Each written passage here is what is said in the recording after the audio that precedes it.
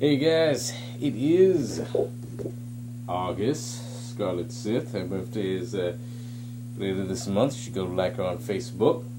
And I'll be bringing you a review of Batman Zero Year issue 23.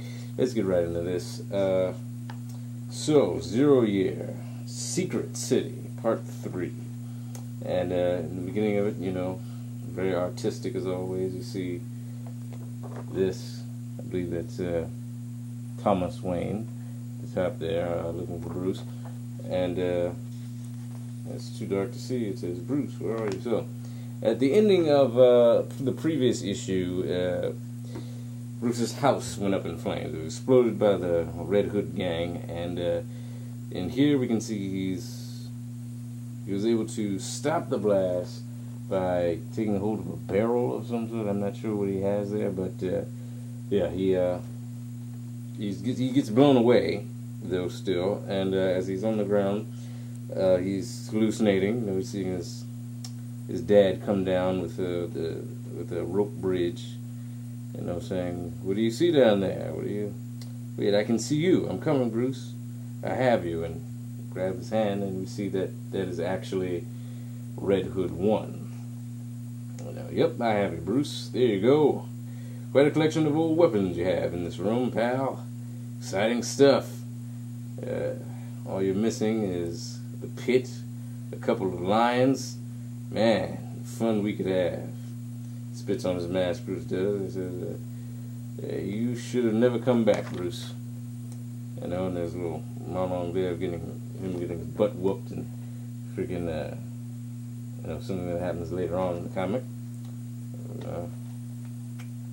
So yes, he's getting beaten to a bloody, gruesome pulp as the Red Hood gang stand over him.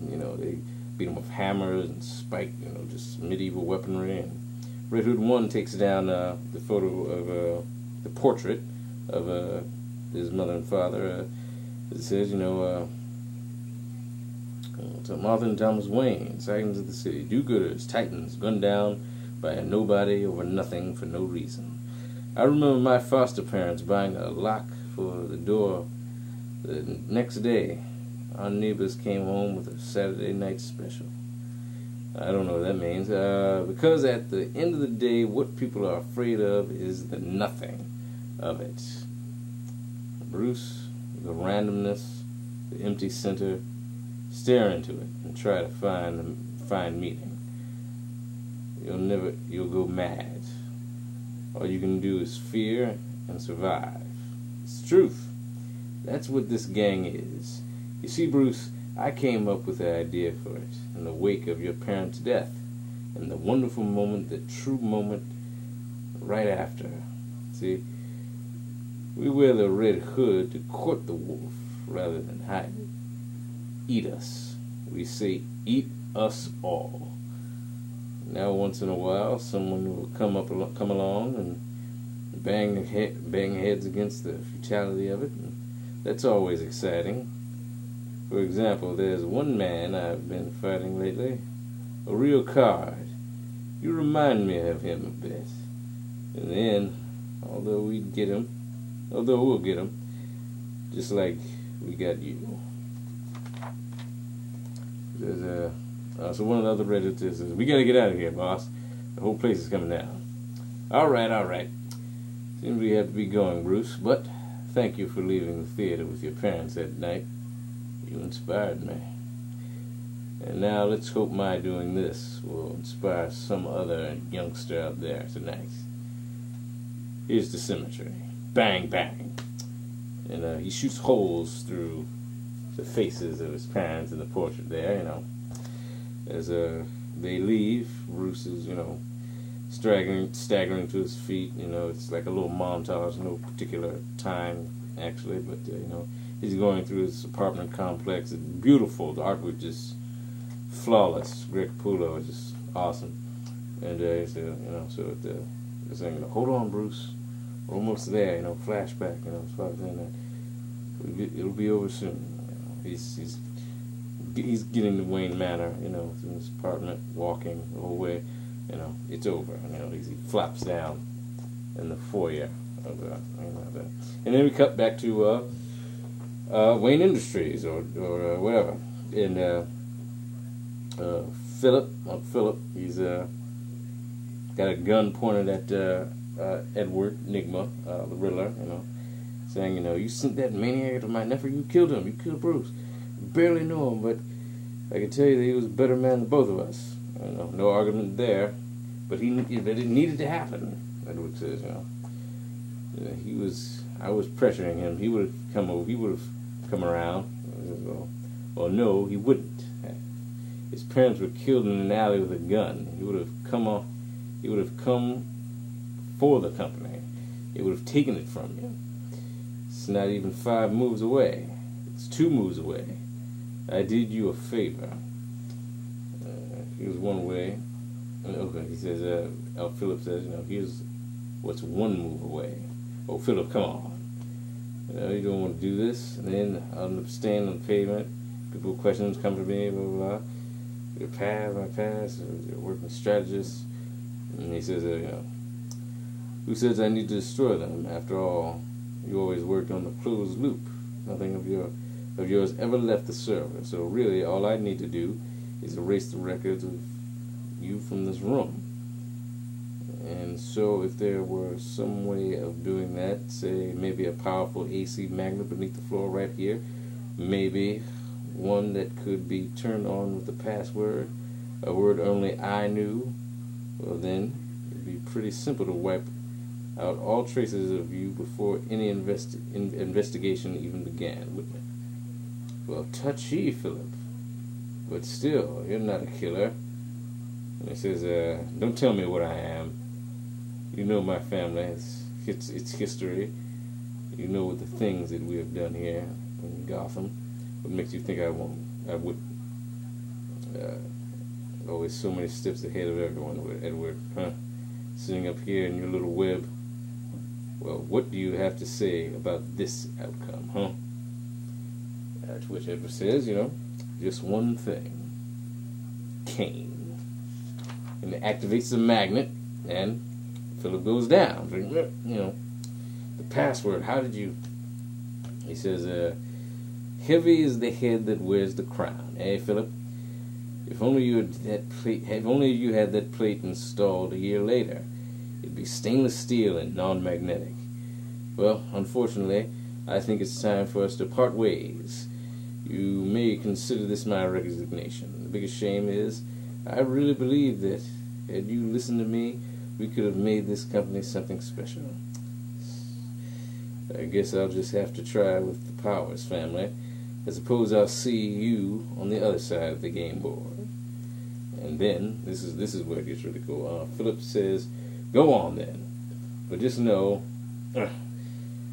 that for all your posturing, all your strategy and gameplay, you're still nothing but a shadow, forced to hide behind your alias.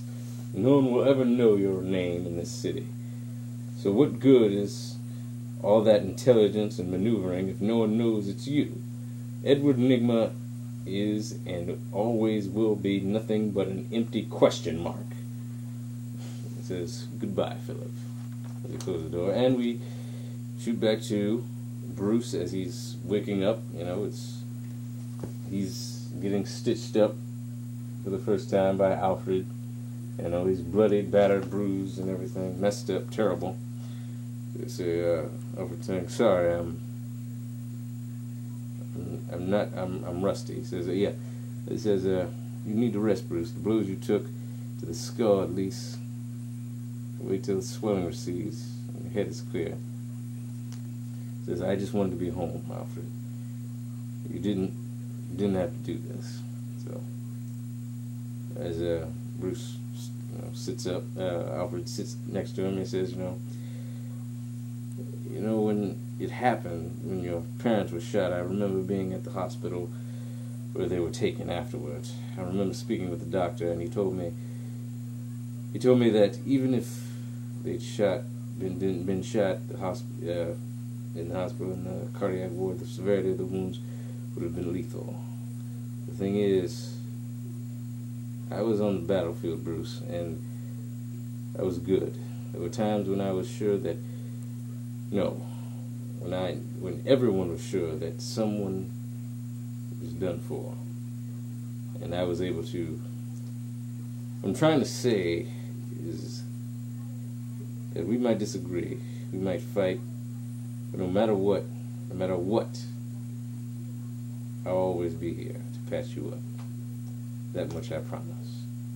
That's a sweet little moment, and Bruce puts his hand, still stitched up hand, on over Albert's shoulder and leaves with his garment, almost kind of Batman-like, as he's leaving, And he's, making his way through the manor, beautiful artwork, going through a little box with a picture of him and his parents and a little ball that he had when he went down the hole, the little ball of light that I think in the first issue, they explained it, but I forget what it is. It's a little ball there, and he says, as he's sitting down, he says, Father, I'm failing.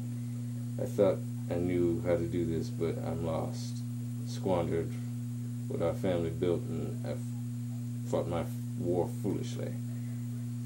If there is a way back, Father, if there is, what is it? How do I do it? I can no longer wait. I can't wait anymore. There's no more time. Show me. And the light comes on, and freaking, you see this show. It's awesome.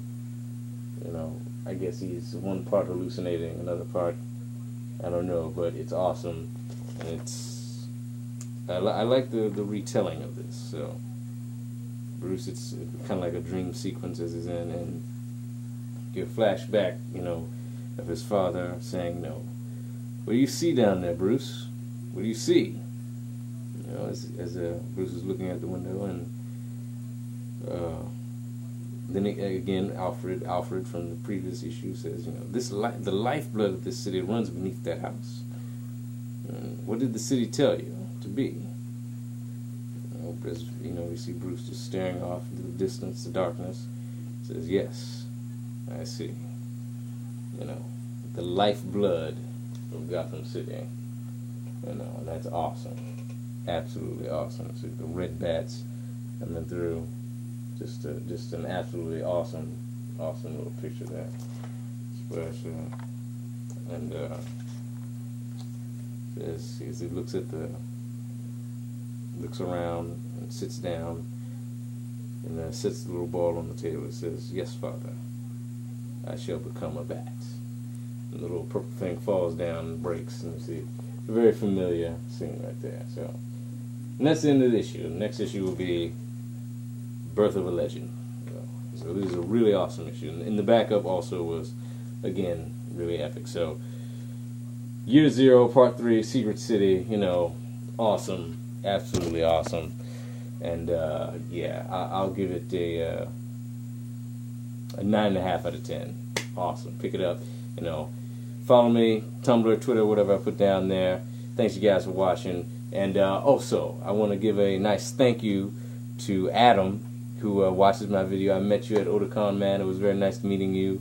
And, hey, thanks for watching, man. It really means a lot to know that somebody's listening and watching my videos and appreciates what I'm doing. So, thank you, Adam. Thank you for watching, man. And hope you continue to support me. So, thank you, Adam. Love you guys. Peace.